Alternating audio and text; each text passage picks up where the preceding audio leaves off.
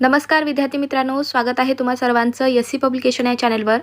तर मित्रांनो, आजपासून पुरवठा निरीक्षक परीक्षा चालू झालेल्या आहेत.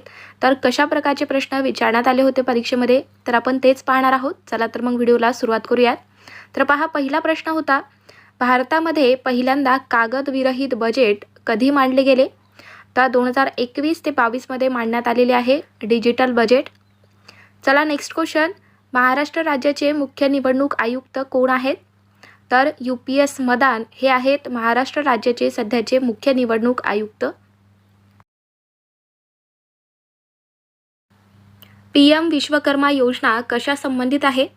तर मित्रांनो, ही योजना कामगारांना आर्थिक सहाय्य देण्यासंबंधीची ही योजना आहे आणि या योजनेला 17 सप्टेंबर 2023 पासून ही योजना सुरू झालेली आहे.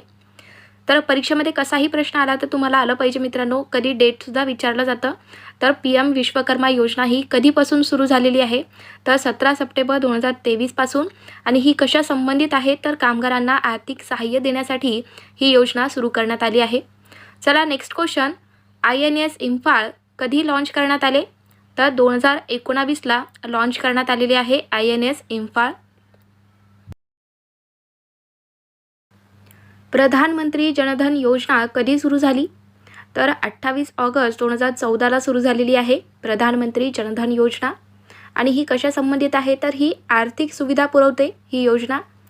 चला पुढचा प्रश्न, असहकार चळवळ कधी सुरू झाली? तर 1 ऑगस्ट 1920ला सुरू झालेली आहे असहकार चळवळ. आणि ही चळवळ गांधीजींच्या नेतृत्वाखाली सुरू झाली होती. व्हॉइस ऑफ इंडिया हे वर्तमानपत्र कोणाचे आहे? तर दादाभाई नौरोजी यांचे हे वर्तमानपत्र आहे. आणि हे वर्तमानपत्र कधी सुरू झाले? तर 1883ला सुरू झाले होते. नेक्स्ट क्वेश्चन, एक जिल्हा एक उत्पादक योजना कशा संबंधित आहे? तर मित्रांनो, ही योजना आहे देशातील प्रत्येक जिल्ह्यातून किमान एक उत्पादन निवडून ब्रँड करणे आणि त्याचा प्रचार करणे हे या योजनेचा मुख्य उद्दिष्ट आहे. आणि ही योजना 2023ला सुरू झाली होती. ऊर्जेचे एकक कोणते आहे? तर जूल आहे. नेक्स्ट क्वेश्चन, भारताचे महान्यायवादी कोण आहेत? तर R व्यंकटरमणी हे आहेत आपल्या भारताचे महान्यायवादी. नागरिकत्व कोणत्या भागामध्ये आहे? तर भाग 2 मध्ये दिलेला आहे नागरिकत्व. आणि मित्रांनो, तुम्हाला असाही प्रश्न येऊ शकतो परीक्षेमध्ये की नागरिकत्वासंबंधी कलम कोणते? तर कलम 5 ते 11 मध्ये नागरिकत्व दिलेलं आहे मित्रांनो, तर लक्षात ठेवा. नेक्स्ट क्वेश्चन, पेशींचा शोध कोणी लावला? तर रॉबर्ट हुक यांनी लावलेला आहे पेशींचा शोध.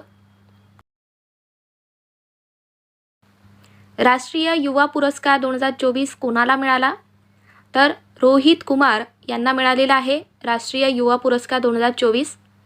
नेक्स्ट क्वेश्चन, असहकार आंदोलनाचा ठराव कोणत्या अधिवेशनामध्ये मांडला गेला? तर नागपूर अधिवेशनामध्ये मांडलेला आहे. सहाय्यक युती धोरण कोणत्या गव्हर्नर जनरलच्या काळात अंमलात आले? तर लॉर्ड वेलस्ली यांच्या काळात आले. नेक्स्ट क्वेश्चन, मिझोरामची राजधानी कोणती आहे?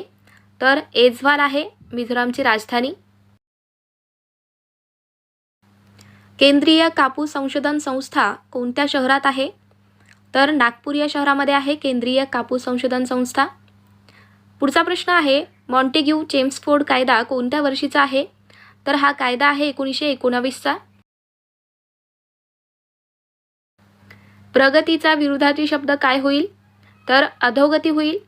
आणि नेक्स्ट क्वेश्चन आहे, चंचल या शब्दाचा विरुद्धार्थी शब्द काय होतो? तर स्थिर होतो.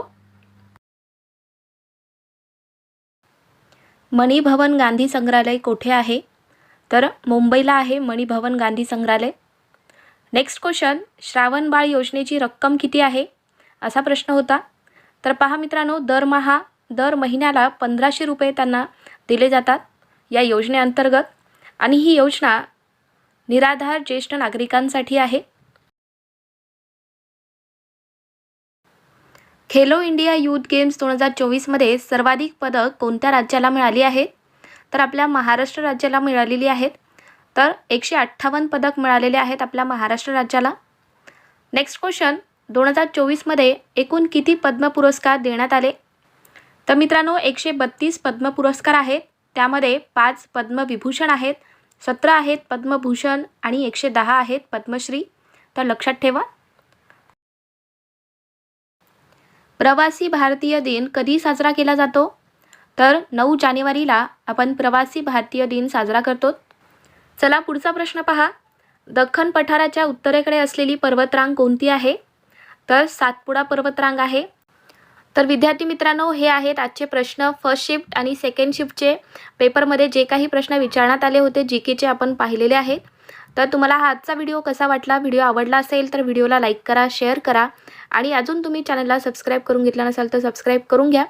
चला तर मग भेटूयात पुढच्या व्हिडिओमध्ये. थँक्यू.